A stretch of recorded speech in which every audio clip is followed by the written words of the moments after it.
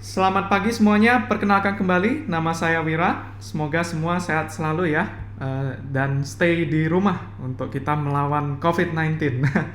Eh, di sini kita akan lanjut materi kemarin kita. Kemarin kita sudah bahas tentang neural network ya, neural network. Ternyata neural network itu sakti, tapi idenya sederhana. Idenya ternyata menggunakan teknologi yang kita sudah ada dari kemarin ya, yaitu cuman linear regression atau logistic regression, yang ternyata ide di balik layarnya adalah kombinasi linear gitu.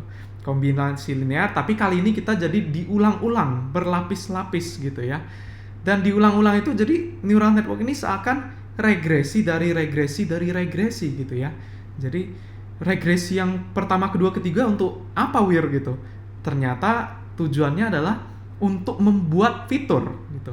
Jadi kita akan melakukan beberapa kali regresi untuk membuat fitur, dan itu yang mungkin kita sebutnya feature engineering atau feature extraction, baru yang terakhirnya seperti regresi biasa gitu. Nah, itu yang kita sebut sebagai deep learning, karena deep learning feature engineering pun dikerjakan sama mesin gitu ya. Jadi waktu itu ada gambarnya kayak gini tuh. Regresi ini kombinasi linearnya hanya untuk bertujuan membuat fitur baru gitu. Fitur baru ini yang nanti diregresi gitu. Dan semua weight ini akan dicariin sama optimizer. Jadi otomatis dia yang akan belajar harus generate fitur apa gitu. Dan kemarin kita banyak ya main-main di playground, kita dapat sense yang banyak gitu. Oh, ternyata neural network di balik layarnya cara kerjanya seperti apa gitu. Oke. Dan kita karena sudah mau masuk deep learning, kita butuh nih pakai sebuah framework atau tools yang memang didesain untuk deep learning. Dan itu kita kemarin ada belajar sedikit PyTorch ya. Tidak usah terlalu mendalam, nggak apa-apa gitu, karena ujung-ujungnya kita snippet juga gitu. Untuk case yang standar itu udah cukup gitu ya. Oke. Next, ini ada materi part 4 ya. Kalau di yang video lama itu harusnya part 7 mini batch gitu, tapi Wira udah update materinya ya, jadi di delete aja, pakai yang baru. Ini namanya part 4 feed forward, back propagation, dan mini batch. Jadi silakan, ini materi kita hari ini. Yuk, Wira dongeng dulu ya sebelum kita praktek. Oke, seperti yang Wira cerita, Wira udah akan mulai tampilin versi ya biar nggak bingung. Jadi Wira tampilin versi dulu bentar.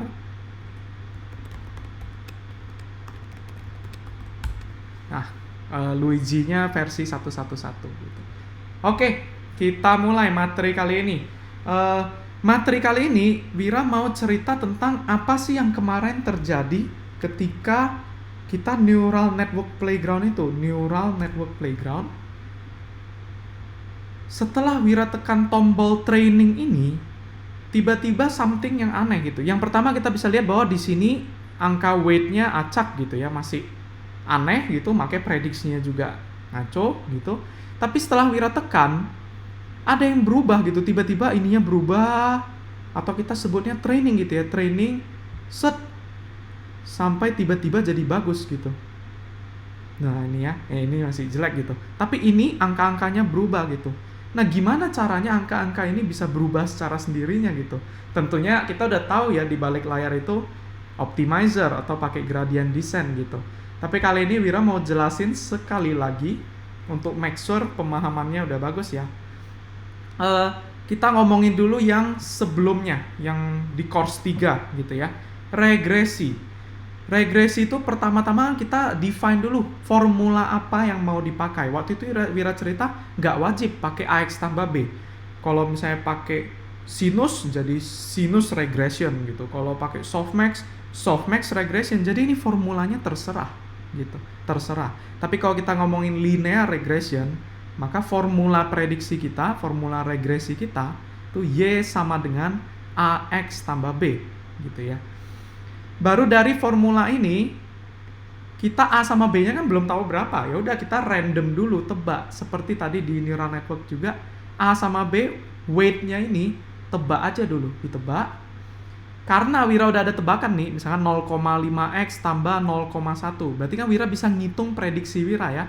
Tapi tentunya mungkin prediksi Wira masih ngaco karena tebakannya asal gitu ya. Jadi setelah nebak A sama B, Wira bisa hitung prediksi Wira. Oke. Dari prediksi ini, Wira bandingin sama data asli Wira. Kebetulan kalau regresi, maka kita hitungnya pakai mean squared error gitu ya. Cara untuk menghitung loss, tapi total dari loss kita sebutnya adalah cost gitu ya. Jadi cost-nya ini yaudah mean squared error. Okay. Error dari antara data dan prediksi kita kuadratkan terus kita rata-ratain ya gitu. Dari error ini berarti kan nanti errornya ini membentuk sebuah plane ya. Itu kalau di regresi linear kita udah tahu bentuknya kayak mangkuk gitu, gitu.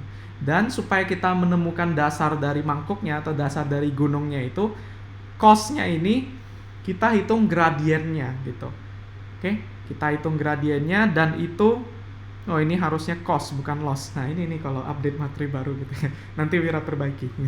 Ini jadinya menghitung gradien itu kalau matematiknya ya turunan dari cost terhadap apa yang mau kita cari, A gitu ya. Turunan dari cost terhadap B gitu. Nah, ini formulanya apa? Wira nggak akan bahas di sini. Kalau mau chat Wira pribadi aja, kita sama-sama turunin rumusnya gitu ya. Gitu. Tapi idenya aja bahwa sebenarnya yang dicari itu kemiringan dari cost itu gitu.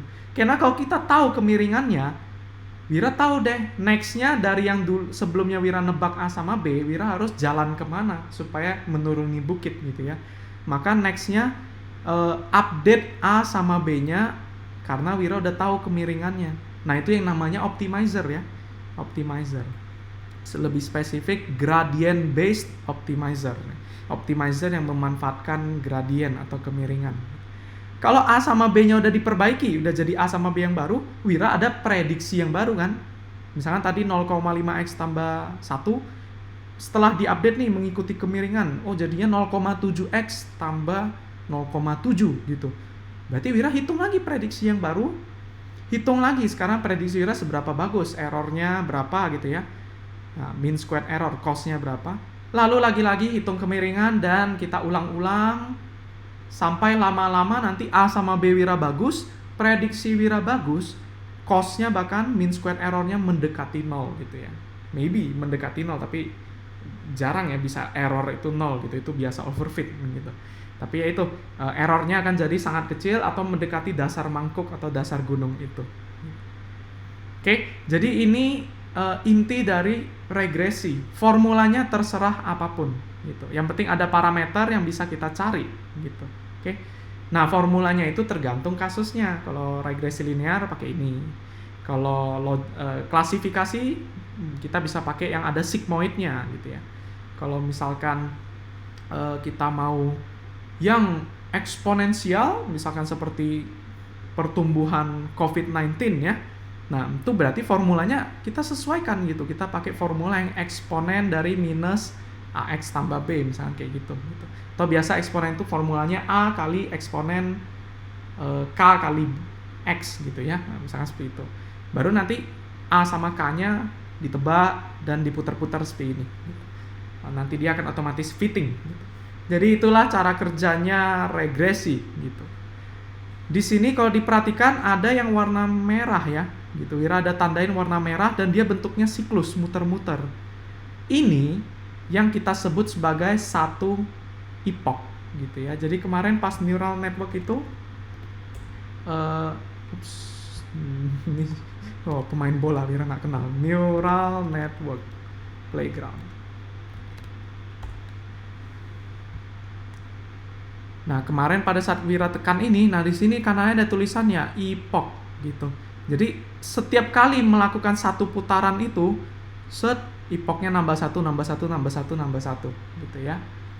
Tentunya nanti ada satu titik di mana epochnya sudah cukup, A sama B-nya itu sudah di dasar gunung gitu ya. Jadi nanti errornya, mean squared errornya udah nggak turun lagi, udah datar gitu. Oke deh. Kenapa mau review ini Wir? Karena lagi-lagi neural network itu menggunakan ide yang persis sama. Cuman bedanya itu hanya di formulanya saja gitu. Bedanya kali ini formulanya lebih sakti karena formulanya lebih general ya, lebih lika-likuk gitu. Lebih bisa adaptasi ke kasus yang jauh lebih banyak gitu. Jadi di sini doang bedanya. Dan waktu itu Wira udah tulis ya formula neural network agak panjang gitu ya, yaitu AX tambah B di dalam AX tambah B di dalam AX tambah B gitu. Jadi Wira nggak tulis di sini ya, itu formulanya panjang dan tergantung arsitektur kita juga gitu. Lalu sama gitu, neural network bedanya apa? Kalau yang ini kan A sama B yang mau kita cari gitu. Neural network berarti kan ada semua weight-nya ya, W1, W3, W2, W3 sampai semua garis-garis itu. Next, setelah nebak weight-nya, kita hitung prediksi kita. Tapi kalau di neural network kita suka sebutnya itu feed forward gitu ya. Feed forward. Kenapa namanya feed forward? Kalau kita lihat gambar neural network, jadi di sini terus misalkan ada 3, terus kita prediksi 1. Nah, pada saat kita mau prediksi, berarti kan kita input dulu data kita, X1, X2, X3, X4. Nah, input-input ini nanti akan dikalikan dengan weight yang awalnya tebakan acak, ngaco gitu. Nanti Wira dapat Z1 gitu. Maju ke depan, Z2, Z3 gitu. Lalu dikaliin lagi dengan weight, akhirnya Wira baru dapat Y prediksi Wira kan ya. Nah, gerakannya itu maju ke depan. Makanya feed, terus forward, maju ke depan. Dapat deh prediksi Wira. Dan kalau dapat prediksi, lagi-lagi persis sama, Wira bisa hitung error Wira atau cost Wira, total loss Wira ini menggunakan mean squared error kalau regresi gitu, oke? Mean squared error. Next, hitung gradien gitu. Hitung gradien ini kalau diperhatikan ya, ini turunan cost terhadap A, turunan cost terhadap B. Kalau di neural network ya sama, turunan cost terhadap semua yang mau kita cari gitu, terhadap W1, W2, W3 sampai W ke N gitu. Dan kalau Wira mau nyari itu gambarnya seperti mundur ke belakang gitu ya. Coba kita lihat di sini. Wira sudah ada ini Y pred dan Wira ada Y, data beneran Wira. Terus Wira hitung cost ya, dikuadratkan gitu. Ini Wira dapat cost-nya gitu. Nah, setelah dapat cost, Wira mau cari turunannya terhadap ini, terhadap semua garis-garis ini, terhadap weight gitu. Nah, lagi-lagi formulanya bisa diturunin secara manual ya, secara matematik gitu. Wira nggak akan bahas di sini, tapi idenya adalah turunan berantai gitu. Karena neural network itu kan formulanya seperti kayak gini ya, regresi dalam regresi gitu, regresi dalam regresi, sehingga turunan dari ini itu otomatis ada aturan rantai ya, turunan dari dalam baru turunan dari luar. Nah, itu Wira nggak bahas di sini ya gitu, karena itu butuh sedikit background kalkulusnya gitu. Tapi kalau yang mau bahas lebih dalam nggak apa-apa, langsung chat Wira aja gitu. Oke, jadi idenya karena Wira mau turunan ke semua garis-garis ini, Wira harus mundur. Wira turunan, makanya namanya jadinya adalah back propagation. Oke. Gitu. Itu cara cepat untuk kita sebut mencari gradien di neural network gitu ya, spesifik gitu. Karena dulu kita ngitung gradiennya yang secara komputasi itu pelan, looping gitu. Back propagation ini perhitungannya menggunakan aljabar linear, jadi efisien. Oke, jadi itu yang agak beda namanya doang ya, idenya sebenarnya sama aja. Feed forward, hitung cost, back propagation, berarti Wira udah dapat kemiringan, update weight gitu. Update semua W1, W3, Wn-nya ini, berarti sekarang Wira bisa hitung prediksi baru dan Wira ulang-ulang gitu ya. Nah, ini yang terjadi di balik layarnya neural network, di balik layarnya neural network playground kemarin juga seperti itu gitu ya. Diawali dengan tebakan ngaco dulu, prediksi ngaco, jadi feed forward nemu prediksi ngaco, errornya masih gede, ya udah hitung kemiringan, ganti W1, W3 sampai Wn-nya, hitung lagi prediksi baru. Oke, itu dia, jadi persis sama gitu, persis sama. Sampai sini dulu ada yang mau ditanyakan tidak? Nggak ada? Oke, Wira rasa udah cukup jelas ya gitu. Nanti ini hubungannya lebih ke cara kita ngodingnya gitu. Ngodingnya berarti kita akan ngikutin alur ini gitu. Karena kalau kita pakai scikit-learn kan semua udah dibungkus, enak banget gitu ya. Tapi kalau kita pakai PyTorch, kita tentu harus nge-code ini. Karena PyTorch terserah kitanya kita mau ngapain. Jadi fleksibilitas yang sangat tinggi. Seperti di TensorFlow juga ya. Sama gitu. Oke, next ada juga konsep yang namanya mini batch gitu. Nanti Wira akan cerita ya kenapa di deep learning ini kita prefer pakai mini batch gitu. Itu nanti Wira bahas di belakang, tapi untuk sekarang kita pahami dulu apa sih maksudnya mini batch ini gitu. Kalau misalnya nih Wira ada data 10.000 data gitu. 10.000. Terus Wira kan train test split ya, train test seperti biasa, let's say 8.000, 2.000 gitu. 2.000 untuk tes, 8.000 untuk train gitu. Nah, 8.000-nya ini kita nggak langsung pakai seluruh 8.000 itu gitu. Tapi kita pakainya terserah kita yang nentuin per berapa data gitu. Let's say batch size-nya ini Wira tentukan 64 data. Jadi ini Wira trainingnya ini kecil-kecil gitu. Training di 64, 64, 64, 64, 64, 64 sampai akhirnya 8.000 gitu. Oke. Berarti 64-nya nanti ada 125 kali. Ini pas harusnya 64 kali 125. Tuh 8.000 ya. Gitu. Nah, ini yang namanya mini batch. Jadi dia ada satu batch ukurannya 64 sampai ke semua data gitu. Oke. Jadi trainingnya kita nggak langsung keseluruhan data 8.000-nya. Tapi kita kecil-kecil ya. 64 atau mungkin 32. Atau mungkin 128. Oke. Nah, itu yang kita lakukan gitu ya. Pakai mini batch. Kita nggak langsung training semua gitu. Kalau ilustrasinya di gambar ini jadinya kira-kira seperti ini nih. 64 pertama berarti kita langsung feed forward terus langsung backprop gitu. Oke, langsung hitung gradien. Nah, ini yang kita sebut sebagai step 1 gitu. Jadi yang tadi Wira cerita satu putaran ini Wira nyebutnya satu epoch ya gitu. Tapi kalau kita pakai mini batch kan belum satu epoch karena ini baru 64 pertama, sedangkan 64-nya kan ada 125 kali. Sehingga belum satu epoch. Satu epoch itu keseluruhan data ini gitu ya. Jadi kalau di mini batch Wira kita ada istilah lainnya gitu ya. 64 pertama setelah feed forward backprop kita sebutnya adalah step 1, step pertama. Setelah step pertama, lanjut 64 selanjutnya feed forward backprop. Lanjut lagi 64 selanjutnya feed forward backprop, step 2, step 3 sampai ke step 125, berarti kan udah keseluruhan data. Kalau udah keseluruhan data, yaudah itu kita hitungnya satu epoch gitu. Oke, satu epoch. Kenapa kita melakukan mini batch ini gitu?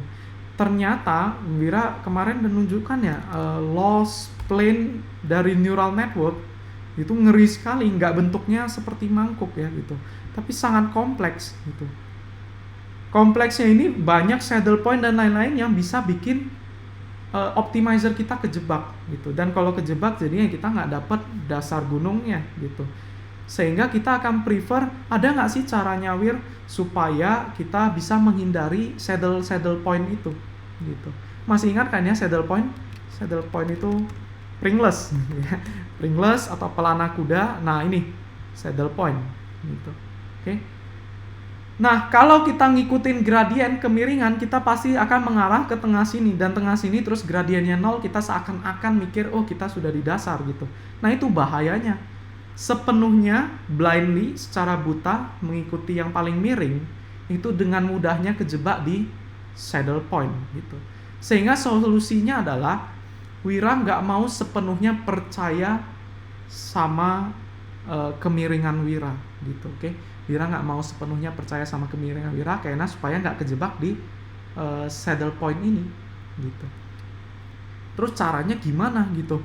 Nah, ini kalau kita pakai mini batch, gradient descent-nya itu jadi beda gitu. Karena kenapa? Coba bayangin kayak gini nih. Gradient descent itu tadi memanfaatkan hitung cost ya, total dari loss kita, loss gitu. Kali ini kita gara-gara mini batch, kita ngitung loss-nya nggak pakai semua data jadinya. Jadi Wira ada data misalkan kayak gini. Kalau Wira udah ada prediksi, tentu loss-nya kan yang ini ya. Loss-nya ini, loss-nya ini, loss-nya ini, loss-nya ini. Prediksi salah Wira itu yang ini. Dan cost-nya adalah, cost Wira adalah tergantung yang kita pakai apa. Kebetulan biasanya adalah rata-rata dari kuadrat ini gitu. Oke, kita pakainya mean squared error. Gitu. Nah, ini adalah cost yang benerannya. Cost yang kita perhatikan ke semua data gitu. Dan kalau kita ngikutin itu, kita akan ngikutin gradien sebenarnya. Dan gradien sebenarnya ada risiko kita akan mengarah ke Pringles tadi ya, saddle point gitu. Jadi kalau mini batch agak beda. Karena kita pakai mini batch, akibatnya apa? Berarti kan Wira cuman pakai let's say 64 data secara acak batch gitu ya. Berarti mungkin Wira hitung loss-nya cuman di sini, sini, sini, sini. Contohnya kayak gitu ya. Artinya Wira bukan dapat cost atau gradien yang beneran gitu. Wira dapat estimasi doang gitu. Jadi loss ini, cost yang Wira dapat ini cuman estimasi dan gradiennya juga cuman estimasi sehingga bukan gradien beneran. Jadi agak meleset dibanding gradien asli. Dan karena meleset, Wira malah justru bisa menghindari saddle point tadi. Gitu. Oke, jadi itu salah satu benefitnya dan Wira bisa tunjukkan dari demo ini. Misalkan Wira ada 100 data dan Wira pakai batch size-nya 100, berarti semua data. Ya ini namanya gradient descent biasa ya. Gradient descent biasa berarti misalkan tebak acak dulu, tebak di sini, menuruni bukit, turuni bukit, mengikuti yang paling curam gitu. Sampai betul gitu. Ini kebetulan mangkuk, tapi kalau misalnya ini saddle point ya udah diam di saddle point gitu. Tapi kalau Wira pakai kurang dari 100 data. Okay. Kalau kurang dari 100 data namanya jadi mini batch gradient descent. Gradient descent tapi mini batch gitu. Oke. Okay. Nah, kalau Wira turunin ini, coba kita lihat apa yang terjadi. Nah, ininya gerak-gerak ya. Kalau diperhatikan, beda gitu. Karena itu memang benar gradien kita dapat, tapi cuman gradien estimasinya aja, bukan gradien beneran. Jadi lihat, dia nggak ngikutin paling curam, dia malah agak naik dikit, agak turun, bahkan di sini ada naik turun dikit gitu ya. Bahkan kalau misalnya kita lihat agak lebih rendah gitu, nah di sini udah mulai gerigi-gerigi gitu ya. Ada zigzag-zigzagnya, gerigi-gerigi dikit gitu. Ini bahkan di sini udah zigzag gitu. Nah, itu yang bisa kita lepas dari saddle point gitu. Karena sebenarnya saddle point itu sesuatu yang obvious banget gitu. Yang penting kita gerak dikit aja kita udah berhasil turun ke lebih dasar lagi gitu. Oke. Jadi kalau misalnya kita udah di sini di tempat tengahnya ini, kalau kita gerak dikit aja, oh ini ada dasar lagi nih, turun gitu ya. Gitu. Jadi penting banget kita walaupun salah gitu, tidak sesuai gradien aslinya, tapi ternyata beneficial bantu kita gitu. Coba kita lihat batch size yang lebih rendah itu makin gerigi-gerigi gitu ya. Batch size lebih rendah, nih gerigi-gerigi gitu. Tapi tetap nemu kan ya? Tuh, tetap nemu gitu. Dan dapat efek bisa menghindari saddle point bahkan gitu. Jadi mini batch itu sebenarnya kita di deep learning kita mostly selalu mau melakukan mini batch gitu. Finally, coba kita lihat batch size-nya itu 1 data. Berarti Wira ngitung gradiennya itu cuman terhadap 1 doang. Gitu. Ini berarti sangat liar ya gitu. Gradien kita estimasinya maybe sangat meleset gitu. Nah, itulah kenapa kalau kita cuma pakai 1 data, itulah yang kita sebut sebagai stochastic gradient descent. Gradient descent yang sangat liar gitu ya, stokastik gitu. Kita bisa lihat nih agak ke sini situ, bolak-balik, tapi sampai juga gitu. Oke, sampai juga ke dasar gunungnya. Walaupun butuh step yang lebih banyak dan agak likak-likuk gitu. Nah, biasa kita nggak sepenuhnya pakai stokastik gradient, kita juga nggak pakai gradient yang full, tapi kita pakai yang di tengah-tengahnya, yaitu mini batch gradient descent gitu ya. Nah, itu yang nanti kita tentuin batch size-nya mau berapa. Ini contohnya 64 ya. Waduh, lagi-lagi ada tebakan. Ya udah, tiap kali ada tebakan Wira udah kasih sarannya ya. Ya udah pakai saja pangkat 2 gitu ya. 32, 64, 16 gitu. Oke. Benefit lainnya apa Wir gitu? Contoh kalau misalnya kita training di data image gitu, dan data kita tadi ada 8.000 gambar gitu. Misalkan satu gambar itu 1 megabyte gitu, kali dengan 8.000 itu udah berapa gitu ya? 8 giga gitu. Memori kita nggak bakal muat gitu. Sehingga memang ada wajarnya kita training itu nggak langsung ke seluruh data, tapi cicil gitu ya. Ada batch-nya gitu. Jadi kita nanti training data keseluruhan itu berat gitu, membutuhkan memori yang gede gitu. Nah, itu kelebihan dari mini batch. Nah, ini juga Wira ada kasih keterangan ya, menggunakan real gradient bisa terjebak di saddle point gitu. Makanya mending kita mini batch. Menggunakan mini batch ada sedikit efek regularization-nya. Nah, ini juga menarik nih. Tadi kalau kita pakai mini batch, kita bisa lihat kan sebenarnya tidak mengikuti gradient asli gitu. Jadi bisa jadi nggak mencapai ke dasarnya, tapi mendekati dasarnya mungkin di sekitar sininya gitu. Artinya apa? Ada bias kan, biasnya nambah gitu. Dan dari bias variance trade-off kita udah belajar kalau menambahkan bias variansinya berkurang atau overfit-nya berkurang gitu. Singkatnya, menurunkan overfit dengan menambahkan bias itu apa? Regularization kemarin kan ya, regularization. Jadi mini batch pun ada sedikit efek regularization gitu. Oke. Nah, paling kata kuncinya adalah batch size-nya jangan terlalu kecil ya. Karena nanti estimasi gradiennya udah jadi sangat tidak reliable gitu. Walaupun tadi kita tetap lihat masih berhasil sih, masih lumayan gitu. Tapi membutuhkan step yang lebih banyak nanti untuk mencapai dasar gitu. Jadi trainingnya bisa lebih lama malah, jadi lama banget. Oke. Nah, itu yang batch sama dengan satu yang udah paling kecil, hanya menggunakan satu data gitu. Itu berarti namanya stochastic gradient descent gitu. Kalau tadi kita ada 8.000, berarti kita nanti ada 8.000 step karena kita satu sampai 8.000 step baru dihitung sebagai satu epoch gitu. Oke, ini sedikit konsep dulu supaya sebelum kita masuk ke programmingnya ya, kita perlu pemahaman ini dulu. Oke, ada yang mau ditanyakan nggak tentang feed forward, back propagation, sama mini batch? Silakan kalau ada yang mau nanya. Oke, nggak ada? Sip, kalau nggak ada, notebook yang ini udah boleh ditutup.